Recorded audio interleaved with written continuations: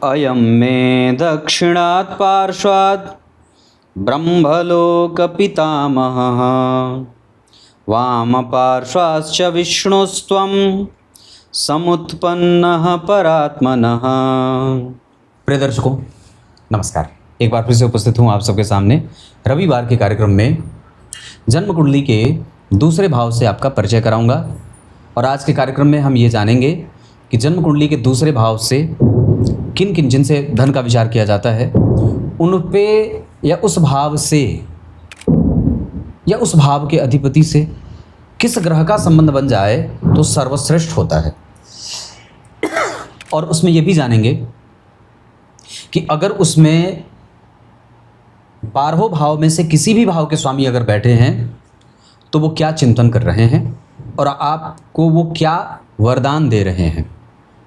आइए शुरू करते हैं आज का कार्यक्रम। इसके पहले कि कार्यक्रम शुरू करें, अगर आपने पिछले 2-3 दिन का कार्यक्रम नहीं देखा है तो जाकर के देख लीजिए, जिसमें मैंने ज्योतिष का उपपद लग्न और आरूढ़ लग्न इन दोनों महत्वपूर्ण विषयों पर बड़ी अच्छे से चर्चा की है, कोशिश की है बताने की।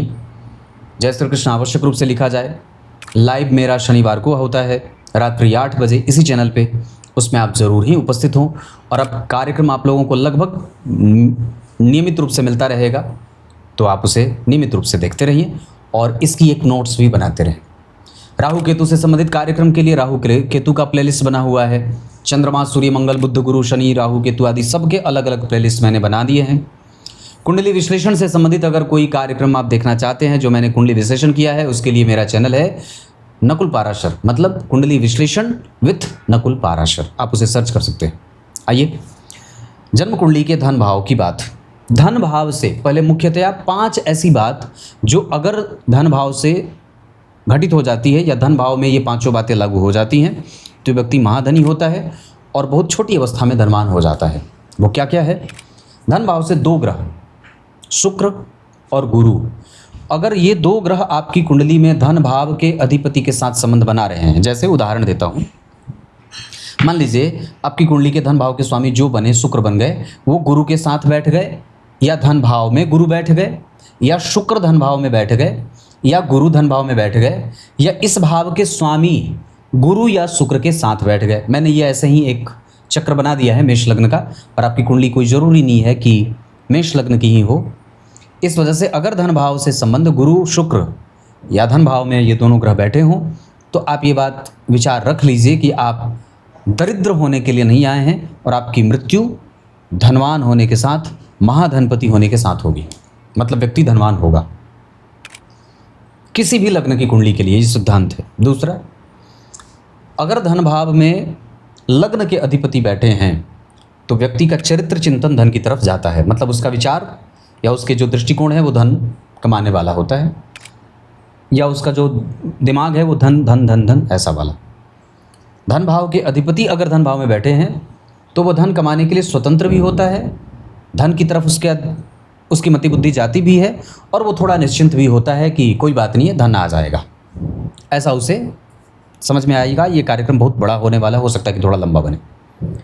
तीसरे भाव के स्वामी अगर आपकी कुंडली में धन भाव में बैठे हैं तो ये इशारा ये देते हैं कि बाबू रे मेहनत करने की आवश्यकता है, और हो सकता है कि आपके पास जो धन आए वो आपको अनुभव दे करके आए, मतलब आप थोड़ा सीखें, थोड़ा भागें, थोड़ा दौड़ें, थोड़ा चलें, थोड़ी मूवमेंट करें, मतलब तब जाकर के आपको धन मिलेगा, इशारा है।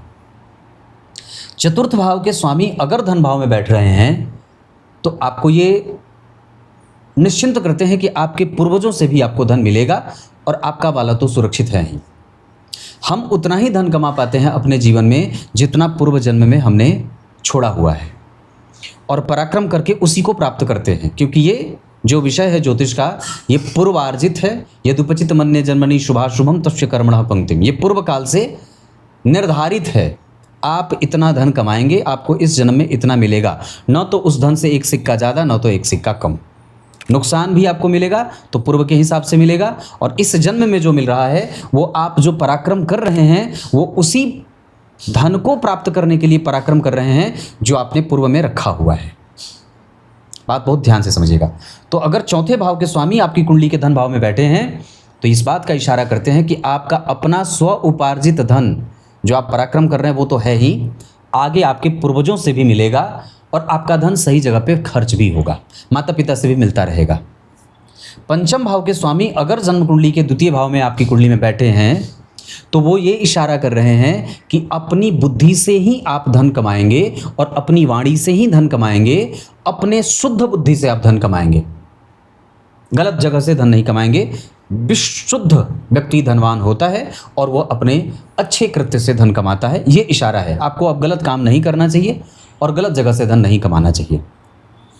छठवें भाव के जो अधिपति हैं अगर वो धन भाव में बैठे हैं तो आपको भगाकर दौड़ाकर थोड़ा पराक्रम करवा करके थोड़ी बहुत असफलता के साथ, एक बार में ना आए, दो बार में ना आए, तीन बार में ना आए, ऐसा हो सकता है। या कई बार ये भी इशारा कर रहे हैं भगवान कि आपको देना लेना बहुत सावधानी से करना चाहिए, ऋण का लेन देन सावधानी से करना चाहिए, नहीं तो कई बार ये आपको दरिद्र भी बना सकते हैं या कई बार आपके पैसे गलत निर्णयों के कारण अटक भी सकते हैं। सप्तम भाव के स्वामी अगर द्वितीय भाव में बैठे हैं तो ये कहीं ना कहीं इस बात की तरफ इशारा कर रहे हैं कि आप नौकरी के साथ प्राइवेट बिजनेस, अपना कुछ कारोबार या कुछ अपना स्वतंत्र जरूर ही कुछ शुरू करें, आरंभ करें, चाहे पत्नी के नाम पे हो, बच्चों के नाम पे हो, या आपका जो स्किल है, जो आप कुछ अपना अलग काम करना चाहते हैं, जो आपकी कैपेसिटी है, जो आपकी क्रिएटिविटी है, उसको आगे ला करके भी आप धन कमा सकते हैं। ये ग्रह इशारा कर रहा है। जन्म कुंडली का सप्तम भाव का स्वामी अगर द्वितीय भाव में बैठ रहे हैं तो वो यही बता रहे हैं कि आप नौकरी के अतिरिक्त भी थोड़ी मेहनत बढ़ाइए और थोड़ा अपना स्टडी, थोड़ा अपना जो सर्किल है उसको और बढ़ा करके धन और जोड़ा जा सकता है।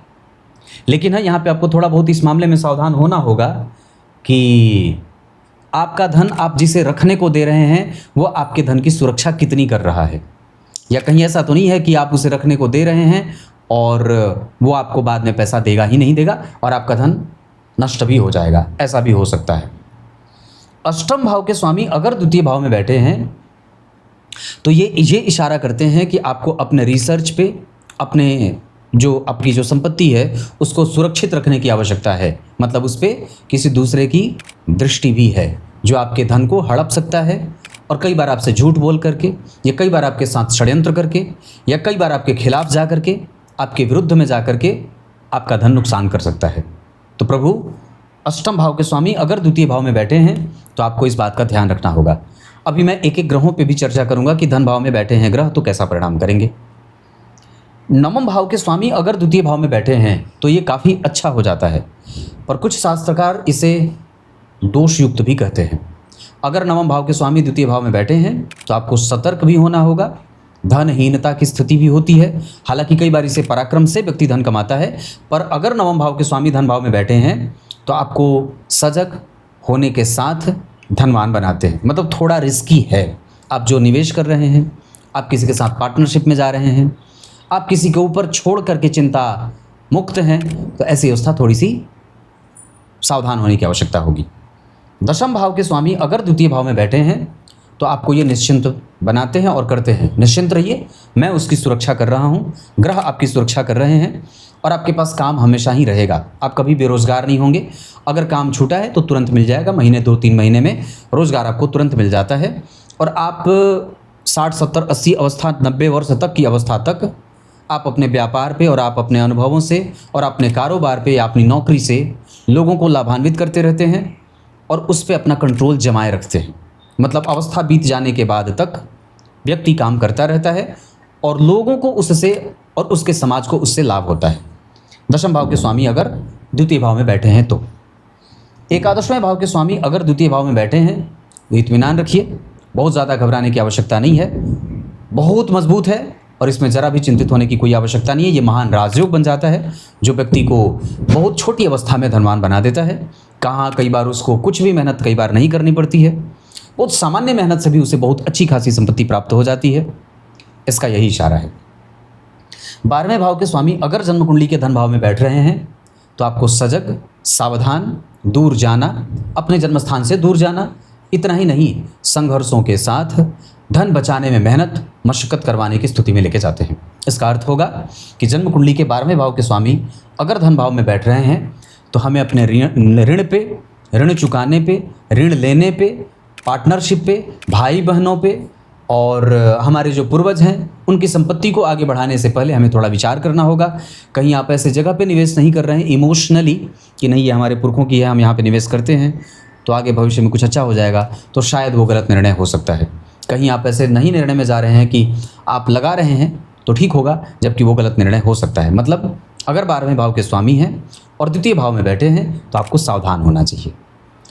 अब ये बात करते हैं कि द्वितीय भाव के स्वामी, ये तो मैंने विभिन्न भाव के स्वामी का धन भाव में बैठने का फल बता दिया। अब इस बात पे चिंतन करेंगे कि धन भाव के स्वामी विभिन्न भावों में बैठेंगे तो कैसा फल करेंगे। अगर धन भाव के स्वामी लग्न में बैठे हैं तो ये भी धनवान बनाते हैं, और ये आपको बाय डिफ़ॉल्ट कई बार मिल जाता है। मतलब पैतृक संपत्ति मिल जाती है, पिता से बहुत पूर्वार्जित धन आपके पूर्वजों का मिल जाता है। अगर धन भाव के स्वामी तीसरे भाव में बैठ रहे हैं तो ये भी आपको संघर्ष देंगे, आपको मेहनत करनी होगी तब धन की प्राप्ति होगी। जबकि यही बात मैंने वहाँ भी कही थी कि तीसरे भाव के स्वामी अगर धन भाव में बैठते हैं तो। अगर धन भाव के स्वामी चतुर्थ भाव में बैठते हैं तो ये लाभ देते हैं। अगर कोई पापक ग्रह धन भाव का स्वामी है और चौथे भाव में बैठा है तो ये संघर्ष भी देंगे, साहसी भी बनाएंगे और धनवान भी बनाएंगे। और अगर कोई शुभग्रह धन भाव का स्वामी है और चतुर्थ भाव में बैठा है तो ये अतिरिक्त लाभ देने का योग बन जाता है। धन भाव के स्वामी अगर पंचम भाव में बैठे हैं तो व्यक्ति का धन नाश नहीं होता है। मतलब आपने कई बार ऐसा सुना होगा कि मैं बहुत धनवान था पर वक्त के हिसाब से सारा धन मेरा नष्ट होता गया। तो जिस भी व्यक्ति की कुंडली में धन भाव के स्वामी पंचम भाव में बैठे होते हैं उसका धन गलत चीज़ों पे या नष्ट नहीं होता है, वो कभी भी धनहीन नहीं होता है। जो उसकी संपत्ति होती है वो लगातार बढ़ने वाली ही होती है, घटने वाली नहीं होती। धन भाव के स्वामी अगर छठे भाव में बैठे हैं तो आपको सजग सावधान करते हैं कि आप ऋणी हो सकते हैं, आपको दूसरों के ऊपर निर्भर रहना पड़ सकता है। इस वजह से यहाँ पे आपको सावधान होना होगा। साथ ही साथ ये कई बार व्यक्ति का संबंध ऋण से हमेशा बना रहता है, या व्यक्ति का जो काम होता है वो ऋण से, ऋण का लेना देना, बैंकिंग, फाइनेंस वगैरह ऐसा वाला होता है। अगर धन भाव के स्वामी सप्तम भाव में बैठे हैं तो ये आपको कई बार आलसी या आलस्य के साथ धन कमाना, थोड़ी मेहनत करके धन कमाने की प्रवृत्ति दे देते हैं। मेहनत मुझे ज़्यादा नहीं करनी है पर मुझे धन ज़्यादा कमानी है, ऐसा। उसके बाद अगर धन भाव के स्वामी सप्तम भाव में बैठे हैं तो ये कई बार व्यक्ति किसी दूसरे के ऊपर आश्रित होता हुआ भी धन कमाते हुए देखा जाता है, लीन रहता है, किसी दूसरे के ऊपर आश्रित रहता है। धन भाव के स्वामी अगर अष्टम भाव में बैठे हैं तो ये आपको दारिद्र्य दिखाते हैं और जीवन में एक बार व्यक्ति बड़ा ही कष्ट वाली स्थिति में पहुंचता है। अगर धन की बात है तो कई बार वहाँ पे शनि अगर बैठे हैं, धन भाव के स्वामी हैं, अष्टम भाव में बैठे हैं तो जाते जाते वो बहुत अच्छा धन दे जाते हैं। लेकिन अगर शुक्र हैं तो धनवान बनाएंगे, क्योंकि धन भाव को देखेंगे, गुरु हैं तो भी धनवान बनाएंगे। लेकिन बुध, चंद्रमा आदि, सूर्य आदि ग्रह बैठे तब वो कष्ट देने वाले हो जाते हैं और काफ़ी संघर्ष की स्थिति दिखा देते हैं। धन भाव के स्वामी अगर नवम भाव में बैठे हैं तो व्यक्ति का धन सही जगह से आता भी है और सही जगह से खर्च भी होता है। पर उसमें एक बात ज़रूर होती है कि कई बार वो उस धन का समायोजन जितना और अच्छा करना चाहता है उसमें थोड़ी सी कभी कभी उससे गलतफहमी हो जाती है। ये ऐसे ही लोग होते जो कहते हैं मैंने अपना सब दे दिया पर मुझे वापस मिला नहीं। तो ये धन भाव के स्वामी जब नवम भाव में होते हैं तो व्यक्ति अपने जीवन में ऐसी ही शिकायतें करता है। धन भाव के स्वामी अगर दशम भाव में बैठे हैं, जैसे दशम भाव के स्वामी अगर धन भाव में बैठे थे तो सेम यहाँ भी व्यक्ति का धन समाज के लिए होता है। वो व्यक्ति समाज से धन कमाता है, समाज को देता है और प्रतिष्ठापन्न बना रहता है। जीवन में उसके पास धन रहता है और काम रहता है। यहाँ पे आपको संकोच नहीं करना है, बल्कि बहुत अच्छी बात हो जाती है। धन भाव के स्वामी अगर नवम भाव में बैठ रहे हैं, एकादशवें भाव में बैठ रहे हैं तो ये अपने आप में महाभाग्यशाली, महाधनी योग होता है। इसकी प्रशंसा मैंने बहुत बार अपने कार्यक्रम में की है और ये बहुत श्रेष्ठ परिणाम देता है। लेकिन अगर धन भाव के स्वामी 12वें भाव में बैठेंगे तो आपको ऋणी बनाएंगे। अतिरिक्त व्यय में व्यक्ति होता है, उसका धन उसकी पत्नी लेकर के नष्ट कर देती हैं, या व्यक्ति किसी से लिया नहीं रहेगा पर उसके ऊपर दोषारोपण हो जाएगा कि मैंने तुमने दिया है इस वजह से तुम्हें मुझे देना होगा। गलत कुचक्र में फंस जाता है, धन गलत जगह पे खर्च होता है, कोर्ट केस कचहरी में उलझना पड़ता है, ये स्थिति बनती है। तो ये जो मैंने यहाँ 4 मिनट में आपको ये बताया कि धनेश अगर किन भावों में बैठें तो कैसा परिणाम करेंगे। अब बात इस विषय पे करेंगे कि धन भाव में कौन सा ग्रह बैठा है। तो अगर जन्म कुंडली में सूर्य बैठे हैं तो धन की चिंता सताएगी, लेकिन शुद्ध जगह से व्यक्ति धन कमाएगा। अगर चंद्रमा बैठे हैं तो व्यक्ति शुद्ध तरीके से धन कमाता है और धन के लिए बहुत ज़्यादा चिंतित नहीं रहता है। उसका धन घटता बढ़ता सा जरूर रहेगा, पर उसको किसी के पास जाना नहीं पड़ेगा। अगर धन भाव में मंगल बैठे हैं तो ये धन की चिंता भी देते हैं और धन आने भी नहीं देते। मतलब धन भाव में मंगल का बैठना उत्तम परिणाम नहीं देता है। धन भाव में अगर बुध बैठे हैं तो आप ये समझ लीजिए कि आपको कृपण बनाएंगे, मित्रों से, भाइयों से, और कई बार बाजार में घूम घूम करके आपको धन कमाना पड़ता है, व्यापार करना पड़ता है, और कई बार चापलूसी भी करनी पड़ती है, चिकनी बातें करनी पड़ती हैं, तब जाकर के आपके पास धन आता है। अगर गुरु बैठे हैं तो कहना नहीं है, व्यक्ति शुद्ध और श्रेष्ठ जगह से धन कमाता है और अपनी विद्वता और बुद्धिमत्ता से धन कमाता है। अगर शुक्र बैठे हैं तो अच्छा है, कुछ करें ना करें, घर पे बैठे हैं, धन आ रहा है, परिवार की संपत्ति है वो भोग रहे हैं। हालांकि पराक्रम यहाँ पे कई बार बढ़ जाता है, लेकिन व्यक्ति धनवान होता है। शनिदेव मोटा धन देते हैं, मतलब एक बार में 5 लाख आ गया, 2 महीना तक काम चला, फिर 10 लाख आ गया, फिर 3 महीना काम चला, फिर ऐसे, मतलब वो बहुत मोटी मोटी आमदनी उसके बैंक अकाउंट में जमा होता है। कई बार वो कैश में व्यापार करने वाला भी होता है। राहु बैठे हैं तो किसी भी तरीके से व्यक्ति धन कमा लेता है और उसके पास अनुभव भी होता है, 2 लोगों को मिला करके धन कमाता है, अपने अनुभव से धन कमाता है, अपनी वाणी से धन कमाता है, झूठ बोल करके धन कमाता है, कई बार गलत और निंदनीय कृत्य करके भी धन कमाता है। अगर द्वितीय भाव में केतु बैठे हैं तो पूजा पाठ, कर्मकांड, ज्योतिष, डॉक्टर, सर्जन, दूसरों को ज्ञान देना, कंसल्टेंसी वगैरह दे करके भी व्यक्ति धन कमाते हुए देखा जाता है। तो यह आपकी कुंडली का धन भाव था। रविवार के कार्यक्रम में मैं लगभग भावों से ही संबंधित कार्यक्रम बनाता हूँ। अब कार्यक्रम के आरंभ में मैंने जो श्लोक पढ़ा है उसका अर्थ बता दूँ तो भगवान भोलेनाथ कहते हैं कि जो मेरे शिवलिंग की पूजा करता है उसको अनंत सुखों और अनंत लाभ की प्राप्ति कराता हूँ, साथ ही साथ उसके ऊपर मेरी कृपा सदैव बनी रहती है। यहाँ पे उन्होंने ये भी कहा कि जो भगवान ब्रह्मदेव हैं वो मेरे शरीर के दाहिने अंग से प्रकट हुए हैं, और जो नारायण हैं, जो आप हैं, ये दोनों को संबोधित कर रहे हैं भगवान भोलेनाथ। तो वहाँ उन्होंने कहा कि मैं परमेश्वर हूँ, मेरे वाम अंग से भगवान नारायण की उत्पत्ति हुई है और मेरे दाहिने अंग से भगवान ब्रह्मदेव की उत्पत्ति हुई है।